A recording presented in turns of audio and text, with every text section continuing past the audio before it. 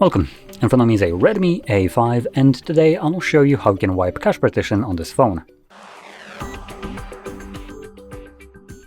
So to get started, you will want to hold power button and volume up at the same time and then select power off from the options that show up.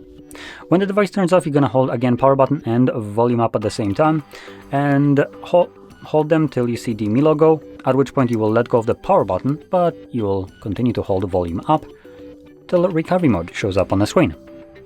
There we go. Once recovery mode is visible, using volume buttons you can now navigate, and you want to navigate in order to select wipe cache partition. When it's selected, confirm it with the power button, select yes, and there we go, we're done. Cache wipe complete. Reboot system now will be selected by default, so press power button once more. This will reboot the device and take you back to Android. And there we go. So if you found this video helpful, don't forget to hit like, subscribe, and thanks for watching.